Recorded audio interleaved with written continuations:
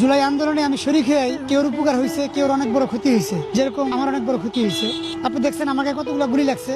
আমাকে গুলি লাগার পরে আমি যখন অজ্ঞান হয়ে যাই, তখন আমি উঠে দেখি যে আমি ঢাকা মেডিকেল হাসপাতালে আছি। তখন হাসপাতাল থেকে আমার বলা হয়, তোমার কোনো আত্মীয় স্বজন থাকলে একটু ফোন দাও। প্রথমে আমার আব্বু আম্মুরে ফোন দিয়েছি, ওনারা তো বরিশাল বাড়ি, আসতে পারে নাই।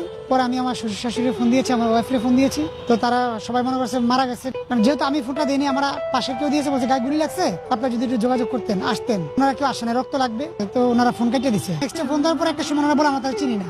পরে আমার ওয়াইফরে ফোন দিচ্ছে, আমার ওয়াইফ বলে, দেখেন আমি কিছু জানি না, তার পরিবারের ফোন দেন। আপনার স্ত্রী এই কথা বলার পিছনে কারণ কি ছিল? আপনার স্ত্রীর সাথে কি আপনার সম্পর্ক ভালো ছিল না? না, সম্পর্ক ভালো ছিল, কিন্তু এমনি ওই একটু স্মার্ট ছিল, তো এক হুজুর চয়েস করতো না। আর 2 নম্বরে ছিল গায়ে গুলি লাগছে, মনে করছে মারা গেছে। মানে আপনার ওয়াইফের পছন্দ ছিল একটু স্মার্ট প্লে বয় টাইপের ছেলে। যে এই টাইপের পছন্দ ছিল, আমার ভালোবাসতো না তা না, যেহেতু আমার স্ত্রী বাসতো, কিন্তু পছন্দ ছিল একটু স্মার্ট। ও চলাফেরা করতে একটু বেপরদাহীন। তারপর আবার আমার গায়ে গুলি লাগছে, বুঝছেন।